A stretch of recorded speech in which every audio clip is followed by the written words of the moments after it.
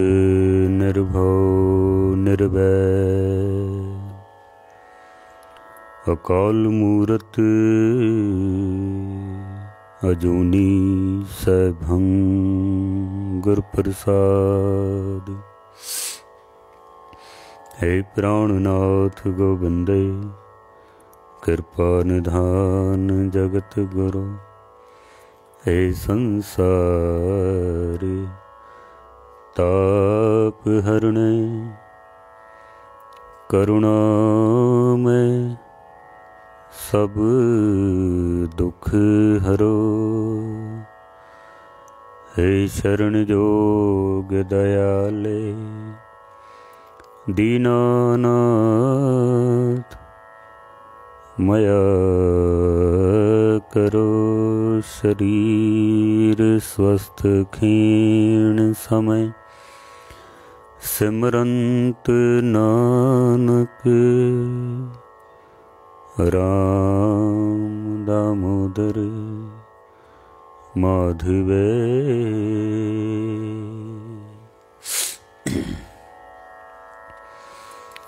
गुरु रूप सत्संग जीओ, कुछ समा गुरबाणी विचार आप जी दे सन्मुख रख सकां उस तो पहले 10वें पातशाह की बख्शिश की हुई पावन पवित्र फतेह सनिमर प्रवान करनी। वाहिगुरु जी का खालसा वाहिगुरु जी की फतेह।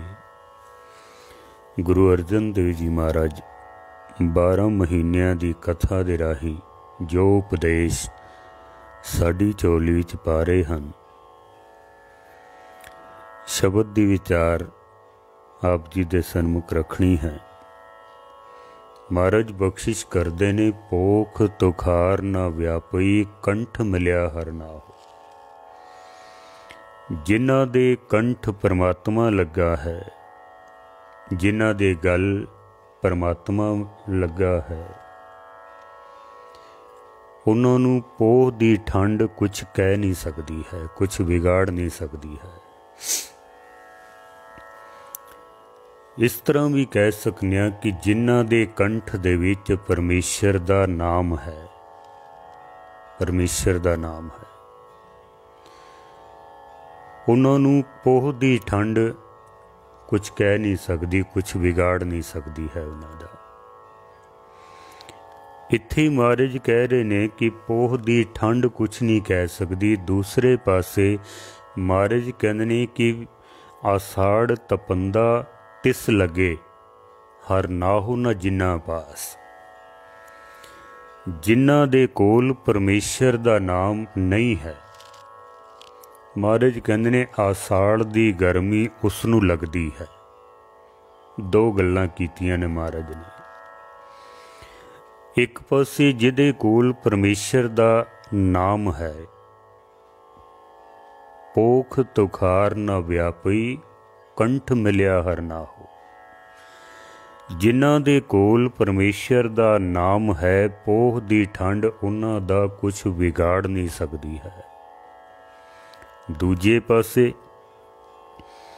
जिन्हां कोल परमेश्वर दा नाम नहीं है, जेड़े नाम नहीं जपदे हन, जिन्हां ने याद नहीं किया है परमेश्वर नूं, महाराज कहंदे ने आषाढ़ तपंदा तिस लगे। आषाढ़ दी गर्मी उसनू लगदी है हर नाहु न जिन्ना पास। जिहदे कोल परमेश्वर दा नाम नहीं है, आषाढ़ दी गर्मी उन्नू लगदी है। दो गल्लां कीतियां ने महाराज ने। मूल रूप दे विच जो उपदेश सतगुर साडी चोली दे विच पाना चाहते हैं, वो है परमेश्वर दा नाम। चाहे सर्दी है, चाहे ठंड है, चाहे गर्मी है, चाहे बहुत तपिश है, परमेश्वर दा नाम अगर साडे कोल है तो फिर साडा ये मौसम दी मार कुछ बिगाड़ नहीं सकती है। महाराज इस तरह कह रहे हैं, चाहे ठंड है या गर्मी है। जैसे बहुत सारे भावें दुख ने, परमेश्वर दा नाम अगर कोल है तो दुख साडा कुछ बिगाड़ नहीं सकते हैं। जिवें आषाढ़ दी तपती हुई गर्मी है ना, इंज समझ लो ये सारे दुख ने, जितने दुख ने समझ लो आषाढ़ दी गर्मी है, मनुख दा कुछ नहीं बिगाड़ सकते हैं। जितने सुख ने, वध तो वध सुख ने, समझ लो ये सारे ठंड है, अत दी ठंड, कड़ाके दी ठंड। परमेश्वर दा नाम अगर कोल है तो ये ठंड साडा कुछ बिगाड़ नहीं सकती है। जिवें अजकल ठंड दा मौसम बहुत तेज है, ठंड दे विच मनुख दा शरीर आलसी हो जाता है, हथ पैर जुड़ जाते हैं, अमृत वेले उठिया नहीं जाता है, बंदा सारा सारा दिन रजाइयां च वड़िया रहिंदा है, कंबल दे विच वड़िया रहिंदा है, कुछ कम करन ते जी नहीं करता है, आलसपुणा शरीर दे विच वड़ जांदा है, हथ पैर जुड़े रहंदे ने। जे परमेश्वर दा नाम हिरदे दे विच है तो बाहर दे जेड़े सुख हन ना, ये सानू आलसी नहीं बना सकते हैं। इसनू इस तरह समझ लेना, जे बहुत सारे दुख होण, जिवें अत दी गर्मी है, बहुत सारे दुख भी मनुख दे हिरदे नू तोड़ के रख देंदे हन। बहुत सारे दुख भी, जिवें गर्मी दे विच पसीना आ रहा है, शरीर दे अंदर दा टैंपरेचर वध गया है, घबराहट आउंदी पई है, ठंडा पानी पीण नू जी करदा है, कोई काम करन नू जी नहीं करदा, गर्मी बड़ी लगदी पई है। इसी तरह जैसे बहुत सारे दुख मनुख नू घेर लैन, उन्हूं समझ लो कि गर्मी है, वो मनुख नू कोई काम करन नहीं देंदी है। बहुते दुख अगर मनुख दी जिंदगी विच आ जान ना, बंदा फिर कोई काम नहीं करता है, फिर उहदा मन नहीं लगता किसी काम नू। बहुते दुख हो जान, मनुख परमात्मा दा ज्ञान समझण विच भी असमर्थ हो जाता है। बहुते सुख आ जान तां भी परमात्मा दी गल समझण दे विच असमर्थ हो जाता है। बहुते दुख हो जान तां भी परमेश्वर दा नाम दूर हो जाता है। बहुते सुख हो जान तां भी परमेश्वर दा नाम दूर हो जाता है। महाराज सच्चे पातशाह कहंदे ने, जे परमेश्वर दा नाम कंठ दे विच वस जाए, हिरदे विच वस जावे, फिर ना सुख साडा कुछ बिगाड़ सकते हैं, फिर ना दुख साडा कुछ बिगाड़ सकते हैं।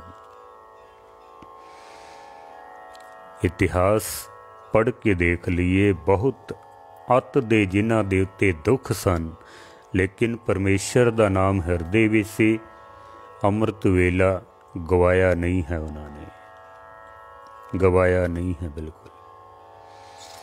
जिन्हां कोल बहुत ज़्यादा सुख सन, लेकिन परमेश्वर दा नाम हिरदे दे विच सी, बहुते सुख होण करके भी परमेश्वर दा नाम गवाया नहीं है, अमृत वेला गवाया नहीं है। महाराज दी मूल जो उपदेश है ना, वो ये है कि जे परमेश्वर दा नाम हिरदे दे विच होवे, ना दुख साडा कुछ बिगाड़ सकते ने, ना सुख साडा कुछ बिगाड़ सकते ने।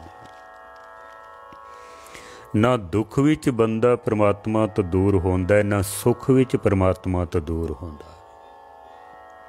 एक ऐसी अवस्था बनी रहंदी है। मनुख नूं मूल रूप दे विच एक सुख चाहिदा है, एक आनंद चाहिदा है। मूल रूप दे विच मनुख दी मंग भी यही है कि मैनू सुख चाहिदा है। पर महाराज कहंदे ने, जे परमेश्वर दा नाम नहीं है हिरदे दे विच, जेड़े नाम ही नहीं जपदे हन, जुड़ते नहीं हैं परमात्मा नाल, याद नहीं करते हैं, तो परमेश्वर ते भुलिया व्यापन सभे रोग, सारे रोग आ जाते हैं। वो फिर भावें शरीरक रोग होण, भावें मानसिक रोग होण या प्रकृतिक रोग होण, सारे रोगां नाल ग्रसिया जांदा वे। वो तो फिर इस तरह तपदे हैं, इस तरह तड़फदे हैं कि जै तन बाणी विसर जाए, ज्यों पक्का रोगी विल लाए। जिवें एक पक्का कोई रोगी होंदा ना, कोई कोड़ी होवे, कोई ऐसा रोग होवे जिहड़ा ठीक नहीं हो सकता है, वो जिस तरह तड़फदा है ना बंदा, महाराज कहंदे ने परमात्मा तो जो दूर हो गया, जो याद नहीं करता, वो तो इस तरह तड़फेगा, जै तन बाणी विसर जाए, ज्यों पक्का रोगी विल लाए। इस तरह तड़फेगा। चाहिदा सुख, सुख मिलेगा किथों? मिलदा पिया दुख, दुख क्यों है? दो गल्लां ने। गुरु गोबिंद सिंह महाराज सच्चे पातशाह ने एक दिन भाई साहब भाई नंद लाल जी नूं पुछया सी कि नंद लाल ये दस दुख की है? दुख किस नूं कहंदे ने? गम चे बाशद दुख की है। ते महाराज ने दूसरा सवाल भी नाल ही कर दिता कि सुख की है? सुख किस नूं कहंदे ने? असी जिन्हों दुख समझते पे हां वो दुख नहीं है, असी जिन्हों सुख समझते पे हां वो सुख नहीं है। ये गल याद रखना। असी जिन्हों दुख समझते पे हां ये दुख नहीं है। ये दुख तां असी पैदा कीते हैं। कई बारी लोकी कह देंदे ने परमात्मा ने, रब ने सानू बड़े दुख दे दिते ने, बहुत दुख। मैं अर्ज करा, परमात्मा किसी नू दुख नहीं देंदा। परमात्मा केवल ते केवल सुखां दा खजाना है, सुख। और रब कोल कुछ नहीं है। वो परम आनंद दा खजाना है, परम प्रकाश दा खजाना है। उहदे कोल अंधकार नहीं है, उहदे कोल दुख नहीं है, केवल सुख है परमात्मा कोल। वो कदी किसी नू दुख नहीं देंदा है।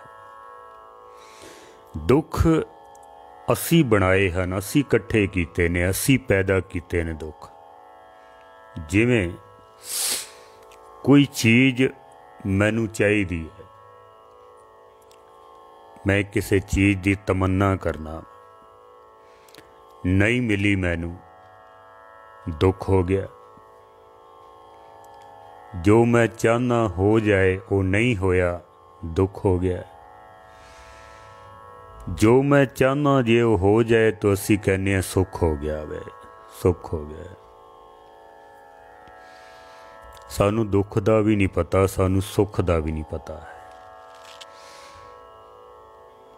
भगत तुलसीदास तां कहंदे ने, मैं देखदा लोकी मूर्खता पूर्ण काम करते पे ने। वो मोते सुख चात है, हम ओते सुख चात हैं। वो मेरे कोलों सुख मंगदा है, मैं उहदे कोलों सुख मंगदा हाँ। तुलसीदास कहंदे ने दोनों ही पागल ने, दोवें मूर्ख ने। वो मेरे कोलों सुख मंगदा है, मैं उहदे कोलों सुख मंगदा। सुख किसी कोल है नहीं जो किसी नूं दे देवे। मनुख नूं तो महाराज कहंदे ने कि जो जो दिसे सो सो रोगी। नानक दुखिया सब संसार, सारा संसार ही दुखी है, सुखी कोई भी नहीं है। नानक दुखिया सब संसार। लेकिन मनुख मनुख कोलों सुख की आस रखता है, जदों नहीं मिलता है तो फिर बंदा दुखी हो जाता है। कि गुरबाणी कहती है मनुख कोल सुख है ही नहीं जो तैनू दे देवे। नानक दुखिया सब संसार। ਜਿਹਦੇ ਕੋਲ ਜਿਹੜੀ ਚੀਜ਼ ਹੈ ਉਹੀ ਦੇ ਸਕਦਾ ਵੇ। ਮੇਰੇ ਕੋਲ ਅਗਰ 100 ਰੁਪਈਏ ਨੇ, ਮੈਂ 100 ਦੇ ਸਕਣਾ, ਇਸ ਤੋਂ ਵੱਧ ਮੈਂ ਕੁਛ ਨਹੀਂ ਦੇ ਸਕਦਾ। ਜੋ ਮੇਰੇ ਕੋਲ ਹੈ, ਜੋ ਹੈ ਹੀ ਨਹੀਂ ਹੈ, ਮੈਂ ਕਿਵੇਂ ਦੇ ਸਕਣਾ। ਮਨੁੱਖ ਕੋਲੋਂ ਸੁੱਖ ਮੰਗਦਾ ਹੈ, ਪਰ ਮਨੁੱਖ ਕੋਲ ਸੁੱਖ ਹੈ ਨਹੀਂ ਜੋ ਕਿਸੇ ਨੂੰ ਦੇ ਦੇਵੇ। ਹੈ ਹੀ ਨਹੀਂ ਹੈ, ਦੇਗਾ ਕਿੱਥੋਂ ਫਿਰ।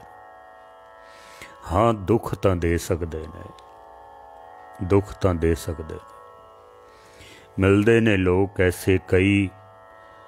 ਮੈਂ ਭਰਾ ਕੋਲੋਂ ਬੜਾ ਦੁਖੀ ਹਾਂ।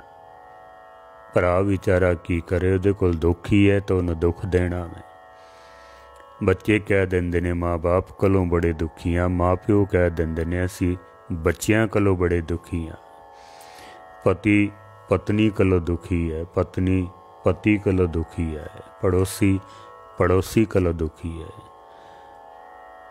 ਮਿੱਤਰ ਕੋਲੋਂ ਦੁਖੀ ਹੈ। ਕੀ ਕਰਨ ਹੁਣ? ਦੁੱਖ ਹੈ ਤਾਂ ਦੁੱਖ ਹੀ ਦੇਣਾ ਨਾ ਉਹਨਾਂ ਨੇ। ਸੁੱਖ ਕਿਸੇ ਕੋਲ ਹੈ ਨਹੀਂ ਹੈ ਜੋ ਕਿਸੇ ਨੂੰ ਦੇ ਦੇਵੇ। ਸੁੱਖ ਜਿਹਦੇ ਕੋਲੋਂ ਮਿਲਣਾ ਹੈ, ਅਸੀਂ ਉਹਨੂੰ ਯਾਦ ਵੀ ਨਹੀਂ ਕਰਦੇ, ਉਦੋਂ ਕਦੀ ਅਰਦਾਸ ਵੀ ਨਹੀਂ ਕੀਤੀ ਹੈ। ਦੁੱਖ ਕੀ ਹੈ ਪਹਿਲੇ ਇਹ ਦੇਖ ਲਈਏ। ਮਹਾਰਾਜ ਕਹਿੰਦੇ ਨੇ, ਨੰਦ ਲਾਲ ਇਹ ਦੱਸੋ ਕਿ ਦੁੱਖ ਕੀ ਹੈ। ਗਮ ਚੇ ਬਾਸ਼ਤ, ਗਮ ਕਿਸ ਨੂੰ ਕਹਿੰਦੇ ਨੇ, ਦੁੱਖ ਕਿਸ ਨੂੰ ਕਹਿੰਦੇ ਨੇ, ਸ਼ਾਦੀ ਚੀਸਤ ਖੁਸ਼ੀ ਕਿਸ ਨੂੰ ਕਹਿੰਦੇ ਨੇ। ਭਾਈ ਸਾਹਿਬ ਭਾਈ ਨੰਦ ਲਾਲ ਜੀ ਸੀਸ ਰੱਖ ਕੇ ਗੁਰੂ ਗੋਬਿੰਦ ਸਿੰਘ ਮਹਾਰਾਜ ਦੇ ਚਰਨਾਂ ਦੇ ਉੱਤੇ, ਤੇ ਭਾਈ ਸਾਹਿਬ ਕਹਿੰਦੇ ਨੇ, ਮਹਾਰਾਜ ਆਪ ਤਾਂ ਸਰਬ ਕਲਾ ਸਮਰੱਥ ਹੋ, ਪਰ ਫਿਰ ਵੀ ਮੇਰੇ ਕੋਲੋਂ ਜੇ ਪੁੱਛਿਆ ਹੈ ਤਾਂ ਮੇਰੀ ਨਜ਼ਰ ਦੇ ਵਿੱਚ ਦੁੱਖ ਕੀ ਹੈ। ਮਨੁੱਖ ਦਾ ਸਭ ਤੋਂ ਵੱਡਾ ਦੁੱਖ ਹੈ ਗਮ ਚੇ ਬਾਸ਼ਦ ਗਫਲਤ ਅੱਜ ਯਾਦੇ ਖੁਦਾ। ਰੱਬ ਨੂੰ ਭੁੱਲ ਜਾਣਾ ਹੀ ਸਭ ਤੋਂ ਵੱਡਾ ਦੁੱਖ ਹੈ, ਹੋਰ ਕੋਈ ਦੁੱਖ ਨਹੀਂ ਹੈ। ਮੂਲ ਦੁੱਖਾਂ ਦਾ ਕਾਰਨ ਇਹ ਹੈ। ਬਾਕੀ ਸਾਰੇ ਦੁੱਖ ਇਸ ਇੱਕ ਦੁੱਖ ਦੀ ਛਾਇਆ ਹਨ। ਅਗਰ ਇਹ ਇੱਕ ਦੁੱਖ ਸਾਡਾ ਪਰਮੇਸ਼ਰ ਨੂੰ ਭੁੱਲ ਜਾਣਾ, ਇਹ ਇੱਕ ਦੁੱਖ ਅਗਰ ਦੂਰ ਹੋ ਜਾਏ, ਸਾਰੇ ਦੁੱਖ ਦੂਰ ਹੋ ਜਾਣਗੇ। ਸਾਰੇ ਦੁੱਖ, ਕੋਈ ਦੁੱਖ ਰਹੇਗਾ ਹੀ ਨਹੀਂ ਫਿਰ। ਅਗਰ ਇੱਕ ਦੁੱਖ ਦੂਰ ਹੋ ਜਾਏ, ਕਿਹੜਾ? ਪਰਮੇਸ਼ਰ ਤੇ ਭੁੱਲਿਆ ਵਿਆਪਨ ਸਭੇ ਰੋਗ, ਸਾਰੇ ਰੋਗ ਦੂਰ ਹੋ ਜਾਣਗੇ। ਗਮ ਚੇ ਬਾਸ਼ਦ ਗਫਲਤ ਅੱਜ ਯਾਦੇ ਖੁਦਾ। ਰੱਬ ਨੂੰ ਭੁੱਲ ਜਾਣਾ ਇਹ ਸਭ ਤੋਂ ਵੱਡਾ ਦੁੱਖ ਹੈ। ਖੁਸ਼ੀ ਕੀ ਹੈ? ਸ਼ਾਦੀ ਚੀਸਤ। ਭਾਈ ਸਾਹਿਬ ਕਹਿੰਦੇ ਨੇ, ਯਾਦ ਓ ਬਾ ਮੁੰਤਹਾ, ਉਹਦੀ ਯਾਦ ਦੇ ਵਿੱਚ ਜੁੜ ਜਾਣਾ, ਪਰਮੇਸ਼ਰ ਦੀ ਯਾਦ ਵਿੱਚ ਜੁੜ ਜਾਣਾ, ਇਸ ਤੋਂ ਵੱਡਾ ਕੋਈ ਸੁੱਖ ਨਹੀਂ ਹੈ। ਇਸ ਤੋਂ ਵੱਡਾ ਕੋਈ ਸੁੱਖ ਨਹੀਂ ਹੈ। ਕਿਉਂਕਿ ਮੈਂ ਸ਼ਬਦ ਦੀ ਵਿਆਖਿਆ ਕਰਨੀ ਹੈ, ਸਾਰੇ ਸ਼ਬਦ ਦੇ ਅਰਥ ਵੀ ਆਪ ਜੀ ਦੇ ਸਨਮੁਖ ਰੱਖਣੇ ਹਨ। ਇੱਕੋ ਹੀ ਦੁੱਖ ਹੈ ਮਨੁੱਖ ਦਾ, ਪਰਮਾਤਮਾ ਤੋਂ ਵਿਛੜਨਾ, ਪਰਮਾਤਮਾ ਨੂੰ ਭੁੱਲ ਜਾਣਾ। ਇੱਕੋ ਹੀ ਸੁੱਖ ਹੈ ਮਨੁੱਖ ਦਾ, ਪਰਮਾਤਮਾ ਨੂੰ ਯਾਦ ਕਰਨਾ, ਪਰਮਾਤਮਾ ਦੀ ਪ੍ਰਾਪਤੀ ਕਰਨਾ। ਇਹ ਸੁੱਖ ਹੈ, ਪਰ ਇਹ ਸੁੱਖ ਅਸੀਂ ਕਦੀ ਮੰਗਿਆ ਹੀ ਨਹੀਂ ਹੈ। ਜੋ ਸੁਖ ਕੋ ਚਾਹੇ ਸਦਾ, ਸ਼ਰਨ ਰਾਮ ਕੀ ਲੈ। ਜੇ ਸਦੀਵੀ ਕਾਲ ਵਾਸਤੇ ਸੁੱਖ ਚਾਹੀਦਾ ਤਾਂ ਸ਼ਰਨ ਰਾਮ ਕੀ ਲੈ। ਜੋ ਰਮਿਆ ਹੋਇਆ ਰਾਮ ਹੈ ਨਿਰੰਕਾਰ, ਉਹਦੀ ਸ਼ਰਨ ਲੈ, ਤੂੰ ਉਹਦੇ ਅੱਗੋਂ ਅਰਦਾਸ ਕਰ, ਉਹਦੀ ਪ੍ਰਾਪਤੀ ਦਾ ਯਤਨ ਕਰ। ਜੇ ਉਹ ਮਿਲ ਜਾਂਦਾ ਹੈ ਤਾਂ ਮਹਾਰਾਜ ਕਹਿੰਦੇ ਨੇ, ਫਿਰ ਨਾ ਤੈਨੂੰ ਆਸਾੜ ਦੀ ਗਰਮੀ ਕੁਛ ਕਹਿ ਸਕਦੀ ਹੈ, ਤੇ ਨਾ ਤੈਨੂੰ ਫਿਰ ਪੋਹ ਦੀ ਠੰਡ ਕੁਛ ਕਹਿ ਸਕਦੀ ਹੈ।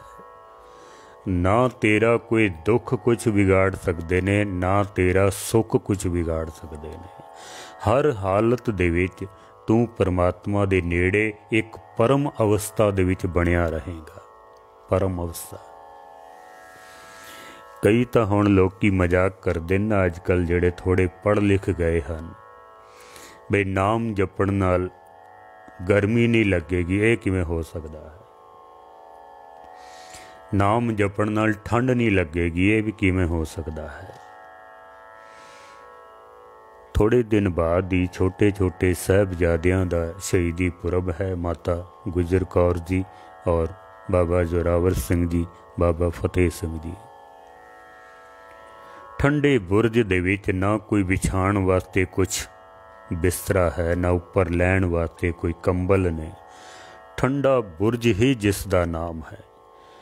ਬੱਚਿਆਂ ਨੂੰ ਠੰਡ ਜ਼ਿਆਦਾ ਲੱਗਦੀ ਹੈ, ਬਜ਼ੁਰਗਾਂ ਨੂੰ ਠੰਡ ਜ਼ਿਆਦਾ ਲੱਗਦੀ ਹੈ, ਬਹੁਤ ਠੰਡ ਲੱਗੇਗੀ। ਲੇਕਿਨ ਮਾਤਾ ਗੁਜਰ ਕੌਰ ਜੀ ਛੋਟੇ ਛੋਟੇ ਸਾਹਿਬਜ਼ਾਦਿਆਂ ਨੂੰ ਆਪਣੀ ਗੋਦ ਵਿੱਚ ਬਿਠਾ ਕੇ ਜਿਸ ਵਕਤ ਜਪਜੀ ਸਾਹਿਬ ਦਾ ਪਾਠ ਕਰਦੇ ਹਨ, ਵਾਹਿਗੁਰੂ ਮੰਤਰ ਦਾ ਸਿਮਰਨ ਕਰਦੇ ਹਨ, ਸਾਹਿਬਜ਼ਾਦਿਆਂ ਕੋਲੋਂ ਵੀ ਕਰਾਉਂਦੇ ਹਨ। ਗੁਰੂਆਂ ਦੀਆਂ ਸਿੱਖਾਂ ਦੀਆਂ ਜਦੋਂ ਸਾਖੀਆਂ ਸੁਣਾਉਂਦੇ ਹਨ, ਪਤਾ ਹੀ ਨਹੀਂ ਲੱਗਦਾ ਕਿਸ ਵਕਤ ਪੋਹ ਦੀਆਂ ਠੰਡੀਆਂ ਰਾਤਾਂ ਕਦੋਂ ਨਿਕਲ ਜਾਂਦੀਆਂ ਹਨ।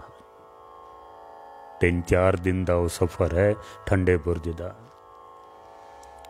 ਪਰ ਠੰਡ ਨਹੀਂ ਵਿਆਪਦੀ ਹੈ, ਗਰਮੀ ਵੀ ਕੁਛ ਨਹੀਂ ਕਹਿ ਸਕਦੀ ਹੈ। ਅਕਾਲੀ ਕੌਰ ਸਿੰਘ ਜੀ ਜੰਮੂ ਕਸ਼ਮੀਰ ਦੇ ਇਲਾਕੇ ਵਿੱਚ ਹੋਏ ਨੇ, ਜਿਨ੍ਹਾਂ ਨੇ ਗੁਰੂ ਗ੍ਰੰਥ ਸਾਹਿਬ ਮਹਾਰਾਜ ਦਾ ਤਤਕਰਾ ਲਿਖਿਆ। 20 ਸਾਲ ਮਿਹਨਤ ਕੀਤੀ ਉਹਨਾਂ ਨੇ। ਇੱਕ ਮੋਟੇ ਕੰਬਲ ਦਾ ਇੱਕ ਚੋਲਾ ਪਹਿਨਦੇ ਸਨ, ਇੱਕ ਜਿਵੇਂ ਕੱਫਣੀ ਪਹਿਨਦੇ ਨੇ ਸਾਧੂ ਸੰਤ, ਇਸ ਤਰ੍ਹਾਂ ਦਾ ਇੱਕ ਚੋਲਾ ਪਹਿਨਦੇ ਸਨ। ਗਰਮੀ ਦੇ ਦਿਨ ਤੇ ਕੁਝ ਸਿੱਖਾਂ ਨੇ ਉਹਨਾਂ ਨੂੰ ਪੁੱਛ ਲਿਆ ਵੀ ਭਾਈ ਸਾਹਿਬ ਤੁਹਾਨੂੰ ਗਰਮੀ ਨਹੀਂ ਲੱਗਦੀ? ਇੱਕ ਤਾਂ ਗਰਮੀ, ਉੱਪਰੋਂ ਇਹ ਮੋਟੇ ਕੰਬਲ ਦਾ ਤੁਸੀਂ ਚੋਲਾ ਪਾਇਆ ਹੋਇਆ ਵੇ। ਅਕਾਲੀ ਕੌਰ ਸਿੰਘ ਜੀ ਕਹਿੰਦੇ ਨੇ ਗਰਮੀ ਕੀ ਆਉਂਦੀ ਹੈ, ਮੈਨੂੰ ਕੀ ਪਤਾ ਗਰਮੀ ਕੀ ਆਉਂਦੀ ਹੈ। ਜਿਹਨੇ 20 ਸਾਲ ਲਗਾਤਾਰ ਮਿਹਨਤ ਕੀਤੀ ਹੋਵੇ ਗੁਰਬਾਣੀ ਦੇ ਉੱਤੇ, ਵਾਕਈ ਉਹਨੂੰ ਗਰਮੀ ਕੁਛ ਨਹੀਂ ਕਹਿ ਸਕਦੀ ਹੈ। ਚਾਂਦਨੀ ਚੌਂਕ ਦੇ ਵਿੱਚ ਭਾਈ ਦਿਆਲਾ ਜੀ ਨੂੰ ਦੇਗ ਦੇ ਵਿੱਚ ਉਬਾਲਿਆ ਜਾਂਦਾ ਹੈ। ਹੁਣ ਪਾਣੀ ਉਬਲਦਾ ਪਿਆ, ਸਰੀਰ ਨਾਲੋਂ ਮਾਸ ਵੱਖਰਾ ਹੁੰਦਾ ਪਿਆ, ਲੇਕਿਨ ਭਾਈ ਸਾਹਿਬ ਦੇ ਚਿਹਰੇ ਦੇ ਉੱਤੇ ਉਹੀ ਮੁਸਕਰਾਹਟ ਹੈ, ਉਹੀ ਨੂਰ ਹੈ। ਰੂਹ ਲਪੇਟ ਕੇ ਜਿਉਂਦਾ ਹੀ ਸਾੜ ਦਿੱਤਾ ਗਿਆ ਹੈ, ਪਰ ਭਾਈ ਸਾਹਿਬ ਦੇ ਚਿਹਰੇ ਦੇ ਉੱਤੇ ਉਹੀ ਨੂਰ ਹੈ। ਇਹ ਤਾਂ ਸਾਡਾ ਇਤਿਹਾਸ ਭਰਿਆ ਪਿਆ ਇਹਨਾਂ ਘਟਨਾਵਾਂ ਦੇ ਨਾਲ, ਪਰ ਅੱਜ ਅਸੀਂ ਪੜ੍ਹ ਲਿਖ ਗਏ ਹਾਂ, ਇਹਨਾਂ ਗੱਲਾਂ ਨੂੰ ਅਸੀਂ ਮੰਨਦੇ ਨਹੀਂ ਹਾਂ। ਕਰਕੇ ਦੇਖੀਏ ਤਾਂ ਪਤਾ ਚੱਲੇ ਨਾ, ਕੁਝ ਕਰਕੇ ਤਾਂ ਦੇਖੀਏ। ਮਹਾਰਾਜ ਸੱਚੇ ਪਾਤਸ਼ਾਹ ਜੀ ਕਹਿੰਦੇ ਨੇ ਪੋਖ ਤੁਖਾਰ ਨਾ ਵਿਆਪੀ, ਕੰਠ ਮਿਲਿਆ ਹਰ ਨਾ ਹੋ। ਪੋਹ ਦੇ ਮਹੀਨੇ ਦੇ ਵਿੱਚ ਜੇ ਕੰਠ ਦੇ ਵਿੱਚ ਪਰਮੇਸ਼ਰ ਦਾ ਨਾਮ ਹੈ, ਜਾਂ ਇੰਜ ਕਹਿ ਲਓ ਕਿ ਪਰਮਾਤਮਾ ਦੀ ਗਲਵਕੜੀ ਤੈਨੂੰ ਪ੍ਰਾਪਤ ਹੋਈ ਹੈ, ਤਾਂ ਪੋਹ ਦੀ ਠੰਡ ਤੇਰਾ ਕੁਛ ਨਹੀਂ ਵਿਗਾੜ ਸਕਦੀ ਹੈ। ਮਨ ਬੇਧਿਆ ਚਰਨਾਰ ਬਿੰਦ, ਦਰਸ਼ਨ ਲੱਗੜਾ ਸਾਹੋ। ਮਨ ਬੇਧਿਆ ਚਰਨਾਰ ਬਿੰਦ, ਪਰਮੇਸ਼ਰ ਦੇ ਚਰਨਾਂ ਦੇ ਨਾਲ ਜੇ ਮਨ ਜੁੜ ਗਿਆ ਹੈ, ਮਨ ਬੇਧਿਆ ਗਿਆ ਹੈ, ਵਿੰਨਿਆ ਗਿਆ ਹੈ। ਜਿਵੇਂ ਸ਼ਬਦ ਦੀ ਚੋਟ ਕਿਸੇ ਦੇ ਹਿਰਦੇ ਨੂੰ ਲੱਗ ਜਾਏ ਨਾ, ਉਹ ਫਿਰ ਦਰਸ਼ਨ ਲੱਗੜਾ ਸਾਹੋ, ਉਹ ਫਿਰ ਕਿਧਰੇ ਜਾਣ ਜੋਗਾ ਨਹੀਂ ਰਹਿੰਦਾ। ਮਹਾਰਾਜ ਕਹਿੰਦੇ ਨੇ ਓਟ ਗੋਬਿੰਦ ਗੋਪਾਲ ਰਾਏ, ਸੇਵਾ ਸੁਆਮੀ ਲਾਹੋ। ਉਹ ਫਿਰ ਇੱਕੋ ਹੀ ਪਰਮੇਸ਼ਰ ਦੀ ਆਸ ਰੱਖਦਾ ਹੈ, ਫਿਰ ਉਹ ਕਿਧਰੇ ਜਾਣ ਜੋਗਾ ਨਹੀਂ ਰਹਿੰਦਾ। ਜਿਵੇਂ ਕਿਸੇ ਨੂੰ ਅਸੀਂ ਤੀਰ ਮਾਰ ਦਈਏ, ਗੋਲੀ ਮਾਰ ਦਈਏ, ਉਹ ਵਿੰਨਿਆ ਜਾਵੇ, ਫਿਰ ਉਹ ਕਿਧਰੇ ਜਾ ਨਹੀਂ ਸਕਦਾ ਹੈ, ਉਹਨੇ ਉੱਥੇ ਹੀ ਡਿੱਗ ਪੈਣਾ ਹੈ, ਉੱਥੇ ਹੀ ਡਿੱਗੇਗਾ। जैसे भगत कबीर साहब कहते ने कि कबीर गूंगा हुआ बावरा बहरा हुआ कान, पाँव ते पिंगल भया मारिया सतगुर बाण। गुरु ने बाण ऐसा मारिया हुण किधरे जान जोगा ही नहीं रहा। हाँ ਜਿਹਦੇ ਅੰਦਰ ਸ਼ਬਦ ਦੀ ਚੋਟ ਲੱਗ ਜਾਏ ਨਾ, ਉਹ ਗੁਰੂ ਗ੍ਰੰਥ ਸਾਹਿਬ ਮਹਾਰਾਜ ਨੂੰ ਛੋੜ ਕੇ ਹੋਰ ਕਿਧਰੇ ਜਾ ਨਹੀਂ ਸਕਦਾ ਹੈ। ਜਿਹੜੇ ਦਰ ਦਰ 'ਤੇ ਭਟਕਦੇ ਪਏ ਨੇ, ਉਹਨਾਂ ਨੂੰ ਸਮਝ ਲੈਣਾ ਕਿ ਅਜੇ ਸ਼ਬਦ ਦੀ ਚੋਟ ਨਹੀਂ ਲੱਗੀ ਹੈ, ਅਜੇ ਸ਼ਬਦ ਕੰਠ ਵਿੱਚ ਵਸਿਆ ਨਹੀਂ ਹੈ, ਕਿਉਂਕਿ ਦਰ ਦਰ 'ਤੇ ਭਟਕਦੇ ਪਏ ਨੇ।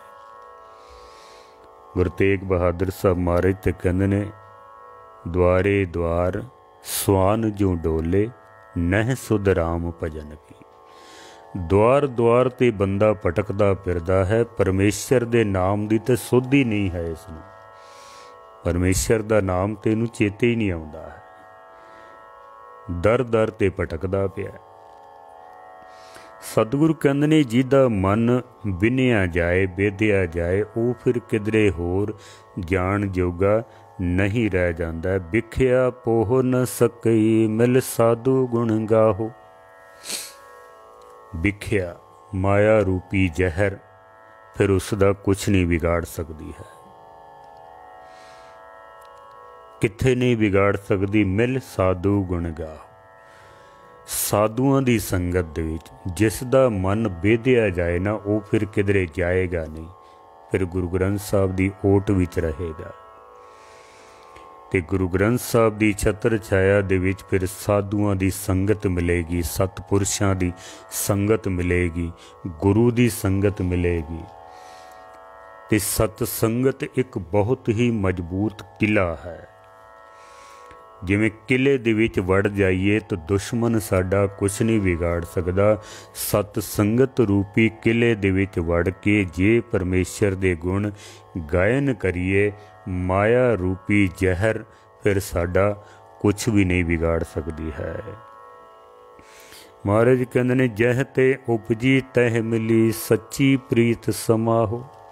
ਜਹ ਤੇ ਉਪਜੀ ਤਹ ਮਿਲੀ, ਜਿੱਥੋਂ ਸਾਡੀ ਉਪਜ ਹੋਈ ਹੈ, ਅਸੀਂ ਆਏ ਹਾਂ ਪਰਮਾਤਮਾ ਤੋਂ ਵਿਛੜ ਕੇ। ਜੈਸੇ ਸਮੁੰਦਰ ਦੇ ਵਿੱਚੋਂ ਪਾਣੀ ਉੱਠਦਾ ਹੈ, ਪਾਪ ਬਣ ਕੇ ਬੱਦਲ ਬਣਦਾ ਹੈ, ਬੱਦਲਾਂ ਦੇ ਵਿੱਚ ਸਮਾ ਜਾਂਦਾ ਹੈ, ਫਿਰ ਉੱਥੋਂ ਯਾਤਰਾ ਸ਼ੁਰੂ ਹੁੰਦੀ ਹੈ। ਧਰਤੀ 'ਤੇ ਜਾ ਕੇ ਵੱਖ-ਵੱਖ ਸਥਾਨਾਂ 'ਤੇ ਫਿਰ ਉਹ ਬਰਸਾਤ ਪੈਂਦੀ ਹੈ। ਉਹ ਪਾਣੀ ਫਿਰ ਨਦੀਆਂ ਦਾ ਰੂਪ ਧਾਰਨ ਕਰਕੇ ਸਫ਼ਰ ਸ਼ੁਰੂ ਕਰਦਾ ਹੈ, ਮਿਲ ਜਾਂਦਾ ਹੈ ਫਿਰ ਸਮੁੰਦਰ ਦੇ ਵਿੱਚ ਆ ਕੇ। ਜਿੱਥੋਂ ਚੱਲਿਆ ਸੀ ਫਿਰ ਉੱਥੇ ਜਾ ਕੇ ਮਿਲ ਗਿਆ ਹੈ। ਅਸੀਂ ਜਿੱਥੋਂ ਵਿਛੜ ਕੇ ਆਏ ਹਾਂ ਪਰਮਾਤਮਾ ਕੋਲੋਂ। ਮਨ ਤੂੰ ਜੋਤ ਸਰੂਪ ਹੈ, ਆਪਣਾ ਮੂਲ ਪਛਾਣ। ਅਸੀਂ ਪਰਮਾਤਮਾ ਦੀ ਅੰਸ਼ ਹਾਂ, ਅਸੀਂ ਪਰਮਾਤਮਾ ਦੀ ਅੰਸ਼ ਹਾਂ ਤੇ ਜਾਣਾ ਵੀ ਪਰਮਾਤਮਾ ਤੱਕ ਹੈ। ਮਹਾਰਾਜ ਗੁਰੂ ਨਾਨਕ ਸਾਹਿਬ ਕਹਿੰਦੇ ਨੇ ਕਿ ਦਿਨ ਰਵ ਚਲੇ, ਨਿਸ ਸਸ ਚਲੇ, ਤਾਰਕਾ ਲਖ ਪਲੋਏ, ਮੁਕਾਮ ਉਹੀ ਏਕ ਹੈ ਨਾਨਕਾ ਸੱਚ ਬਗੋਏ। ਸਭ ਦਾ ਮੁਕਾਮ, ਸਭ ਦਾ ਟਿਕਾਣਾ ਇੱਕ ਹੈ ਕਿ ਪਰਮੇਸ਼ਰ ਤੱਕ ਪਹੁੰਚਣਾ। ਜਿੱਥੋਂ ਤੱਕ ਪਹੁੰਚਾਂਗੇ ਨਹੀਂ ਤਾਂ ਸਫ਼ਰ ਚੱਲਦਾ ਰਹਿਣਾ ਹੈ। ਮਹਾਰਾਜ ਕਹਿੰਦੇ ਨੇ, ਜਹ ਤੇ ਉਪਜੀ ਤਹ ਮਿਲੀ, ਸੱਚੀ ਪ੍ਰੀਤ ਸਮਾਹੋ। ਜਿੱਥੋਂ ਅਸੀਂ ਉਪਜੇ ਹਾਂ, ਜਿੱਥੋਂ ਅਸੀਂ ਚੱਲੇ ਸਾਂ, ਉੱਥੇ ਹੀ ਜਾ ਕੇ ਵਾਪਸ ਮਿਲਣਾ ਹੈ। ਦੇਖੋ, ਤਨ ਸਾਡਾ ਮਿੱਟੀ ਵਿੱਚੋਂ ਬਣਿਆ, ਮਿੱਟੀ ਭੋਜਨ ਦਾ ਰੂਪ ਲੈ ਲਿਆ, ਭੋਜਨ ਦੇ ਨਾਲ ਫਿਰ ਬਿੰਦ ਬਣਿਆ, ਬਿੰਦ ਤੋਂ ਫਿਰ ਪਿੰਡ ਬਣਿਆ, ਪਿੰਡ ਤੋਂ ਫਿਰ ਇਸ ਸਰੀਰ ਨੇ ਆਕਾਰ ਧਾਰਨ ਕਰਕੇ ਜਨਮ ਲਿਆ, ਫਿਰ ਰੋਟੀ ਖਾ ਖਾ ਕੇ ਫਿਰ ਅਸੀਂ ਵੱਡੇ ਹੋਏ ਹਾਂ। ਬਚਪਨ ਮਿਲਿਆ, ਫਿਰ ਜਵਾਨੀ ਮਿਲੇਗੀ, ਫਿਰ ਬੁਢੇਪਾ ਆ ਜਾਏਗਾ, ਫਿਰ ਬੰਦਾ ਮਰ ਜਾਏਗਾ, ਫਿਰ ਮਿੱਟੀ ਵੀ ਸਮਾ ਜਾਏਗਾ। ਕਬੀਰ ਧੂਰ ਸਕੇਲ ਕੇ ਪੁੜੀਆ ਬਾਂਦੀ ਦੇਹ, ਦਿਵਸ ਚਾਰ ਕੋ ਪੇਖਣਾ, ਅੰਤ ਖੇ ਕੀ ਖੇ। ਮਿੱਟੀ 'ਚੋਂ ਚੱਲੇ ਆ, ਫਿਰ ਮਿੱਟੀ 'ਚ ਹੀ ਮਿਲ ਜਾਣਾ ਹੈ। ਲੇਕਿਨ ਆਤਮਾ ਵਿਛੜੀ ਹੈ ਪਰਮਾਤਮਾ ਕੋਲੋਂ, ਮਿਲੇਗੀ ਵੀ ਪਰਮਾਤਮਾ ਦੇ ਵਿੱਚ ਹੀ। ਜਹ ਤੇ ਉਪਜੀ ਤਹ ਮਿਲੀ, ਪਰ ਮਿਲੇਗੀ ਕਿਵੇਂ? ਮਹਾਰਾਜ ਕਹਿੰਦੇ ਨੇ, ਸੱਚੀ ਪ੍ਰੀਤ ਸਮਾਹ। ਸੱਚੀ ਪ੍ਰੀਤ ਦੇ ਨਾਲ, ਝੂਠੀਆਂ ਪ੍ਰੀਤਾਂ ਨਾਲ ਨਹੀਂ, ਸੱਚੀ ਪ੍ਰੀਤ ਨਾਲ। ਸਾਚ ਕਹੋ ਸੁਨ ਲੇਹੁ ਸਭੇ, ਜਿਨ ਪ੍ਰੇਮ ਕੀਓ ਤਿਨ ਹੀ ਪ੍ਰਭ ਪਾਇਓ। ਜਿਸ ਨੇ ਪ੍ਰੇਮ ਕੀਤਾ ਉਸਨੇ ਪਰਮਾਤਮਾ ਦੀ ਪ੍ਰਾਪਤੀ ਕਰ ਲੈਣੀ। ਹੁਣ ਮਹਾਰਾਜ ਕਹਿੰਦੇ ਨੇ, ਜਿਹਦੇ ਕੋਲ ਸੱਚੀ ਪ੍ਰੀਤ ਹੈ ਉਹ ਪਰਮਾਤਮਾ ਦੇ ਵਿੱਚ ਮਿਲੇਗਾ।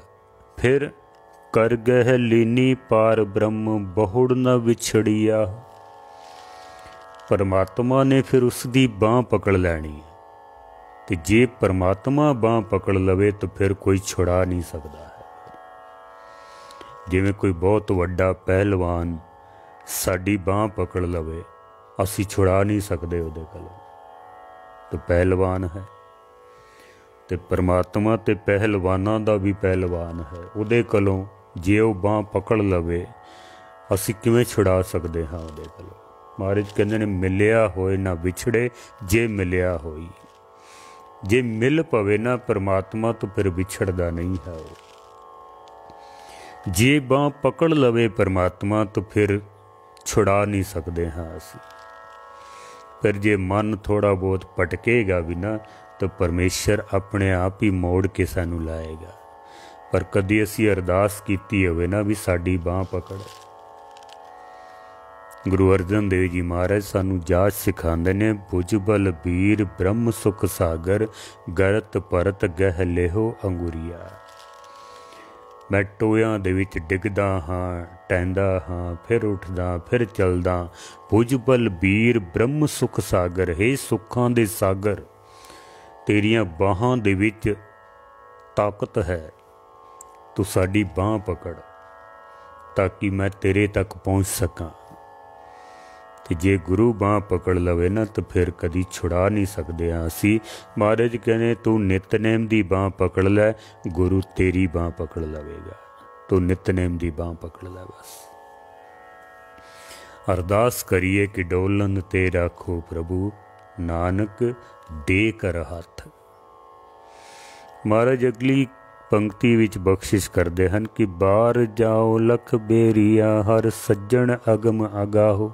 ਉਹ ਜੋ ਅਗੰਮ ਹੈ, ਅਗਾਹ ਹੈ, ਸਾਡੀ ਪਹੁੰਚ ਤੋਂ ਜੋ ਪਰੇ ਹੈ ਪਰਮਾਤਮਾ, ਜੋ ਗੁਣਾਂ ਦਾ ਸਾਗਰ ਹੈ, ਉਸ ਪਰਮਾਤਮਾ ਤੋਂ ਮੈਂ ਲੱਖ ਵਾਰੀ ਕੁਰਬਾਨ ਜਾਂਦਾ ਹਾਂ, ਸਦਕੇ ਜਾਂਦਾ ਹਾਂ। ਸ਼ਰਮ ਪਈ ਨਾਰਾਇਣੇ ਨਾਨਕ ਦਰ ਪਈਆ। ਸ਼ਰਮ ਪਈ, ਸ਼ਰਨ ਆਏ ਦੀ ਹੁਣ ਤੂੰ ਲਾਜ ਰੱਖਣੀ ਹੈ। ਕਹੋ ਨਾਨਕ ਹਮ ਨੀਚ ਕਰਮਾ, ਸ਼ਰਨ ਪਰੇ ਕੀ ਰੱਖੋ ਸ਼ਰਮਾ। ਹੇ ਨਿਰੰਕਾਰ ਤੇਰੇ ਚਰਨਾਂ ਦੇ ਵਿੱਚ ਆਇਆ ਹਾਂ, ਦਰ ਆਏ ਦੀ ਹੁਣ ਤੂੰ ਲਾਜ ਰੱਖਣੀ ਹੈ। ਮੇਲ ਲੇਹੋ ਦਿਆਲ, ਢਹਿ ਪਏ ਦੁਆਰਿਆ, ਰੱਖ ਲੇਵੋ ਦੀਨ ਦਿਆਲ, ਪ੍ਰਮਤ ਬਹੁ ਹਾਰਿਆ। ਭਟਕਦਾ ਹੋਇਆ ਹੁਣ ਤੇਰੀ ਸ਼ਰਨ ਦੇ ਵਿੱਚ ਆ ਗਿਆ ਹਾਂ। ਸਤਿਗੁਰ ਆਇਓ ਸ਼ਰਨ ਤੁਮਹਾਰੀ, ਮਿਲੇ ਸੋਖ ਨਾਮ ਹਰ ਸੋਭਾ, ਚਿੰਤਾ ਲਾਹੇ ਹਮਾਰੀ। ਸੱਚੇ ਪਾਤਸ਼ਾਹ ਸ਼ਰਨ ਆਏ ਦੀ ਹੁਣ ਤੂੰ ਲਾਜ ਰੱਖਣੀ ਹੈ। ਆਖਰੀ ਪੰਕਤੀ ਵਿੱਚ ਸਤਿਗੁਰ ਕਹਿੰਦੇ ਨੇ, ਪੋਖ ਸੁਹੰਦਾ ਸਰਬ ਸੁਖ, ਜਿਸ ਬਖਸ਼ੇ ਵੇ ਪ੍ਰਵਾਹ। ਪੋਹ ਦੇ ਮਹੀਨੇ ਦੇ ਵਿੱਚ ਸਰਬ ਸੁੱਖਾਂ ਦੀ ਪ੍ਰਾਪਤੀ ਸਾਨੂੰ ਹੋ ਸਕਦੀ ਹੈ ਜੇ ਸਾਨੂੰ ਬੇਪਰਵਾਹ ਪਰਮੇਸ਼ਰ ਬਖਸ਼ ਲਵੇ। ਜੇ ਉਹ ਬਖਸ਼ਦਾ ਵੇ ਤੇ ਬਖਸ਼ੇਗਾ ਕਦੋਂ? ਜਦੋਂ ਅਸੀਂ ਇੱਕ ਦੀ ਓਟ ਲਵਾਂਗੇ। ਬਖਸ਼ੇਗਾ ਕਦੋਂ? ਜਦੋਂ ਸਾਡੇ ਅੰਦਰ ਸੱਚੀ ਪ੍ਰੀਤ ਹੋਵੇਗੀ। ਬਖਸ਼ੇਗਾ ਕਦੋਂ? ਜੇ ਉਹ ਸਾਡੀ ਬਾਂਹ ਪਕੜ ਲਵੇਗਾ, ਜੇ ਉਹ ਸਾਨੂੰ ਆਪਣੀ ਸ਼ਰਨ ਦੇ ਵਿੱਚ ਲੈ ਲਵੇ। ਤੇ ਸ਼ਰਨ ਦੇ ਵਿੱਚ ਆਉਣ ਦਾ ਮਤਲਬ ਹੈ ਕਿ ਆਪਾਂ ਗੁਰੂ ਨੂੰ ਭੇਟ ਕਰਨਾ, ਆਪਣਾ ਆਪ ਸਮਰਪਿਤ ਕਰ ਦੇਣਾ। ਕੇਵਲ ਮੱਥਾ ਟੇਕਣਾ ਨਹੀਂ, ਸਿਰ ਗੁਰੂ ਦੇ ਚਰਨਾਂ ਵਿੱਚ ਭੇਟ ਕਰ ਦੇਣਾ। ਫਿਰ ਗੁਰੂ ਸਾਨੂੰ ਬਖਸ਼ ਲੈਂਦਾ ਹੈ। ਅਰਦਾਸ ਕਰੀਏ, ਲੇਖੇ ਕਤੇ ਨਾ ਛੂਟੀਏ, ਖਿਨ ਖਿਨ ਪੂਲਨ ਹਾਰ, ਬਖਸ਼ਣ ਹਾਰ ਬਖਸ਼ ਲੈ, ਨਾਨਕ ਪਾਰ ਉਤਾਰ। ਜੇਤਾ ਸਮੁੰਦ ਸਾਗਰ ਨੀਰ ਭਰਿਆ, ਤੇਤੇ ਅਵਗੁਣ ਹਮਾਰੇ, ਦਇਆ ਕਰੋ ਕਿਛ ਮਹਿਰ ਉਪਾਓ, ਡੁੱਬਦੇ ਪੱਥਰ ਤਾਰੇ। ਸਤਿਗੁਰ ਸੱਚੇ ਪਾਤਸ਼ਾਹ ਮਿਹਰ ਕਰਨ, ਪੋਹ ਦਾ ਮਹੀਨਾ ਸਾਡਾ ਸੁੱਖਾਂ ਵਾਲਾ ਬਣੇ। ਪਰਮੇਸ਼ਰ ਦੇ ਨਾਮ ਨਾਲ ਜੁੜੀਏ, ਨਿਤਨੇਮ ਨਾਲ ਜੁੜੀਏ, ਅੰਮ੍ਰਿਤ ਛਕੀਏ, ਗੁਰੂ ਵਾਲੇ ਬਣੀਏ। ਭੁੱਲਾਂ ਚੁੱਕਾਂ ਦੀ क्षमा। ਸਾਰਿਆਂ ਦਾ ਧੰਨਵਾਦ। ਵਾਹਿਗੁਰੂ ਜੀ ਕਾ ਖਾਲਸਾ, ਵਾਹਿਗੁਰੂ ਜੀ ਕੀ ਫਤਿਹ।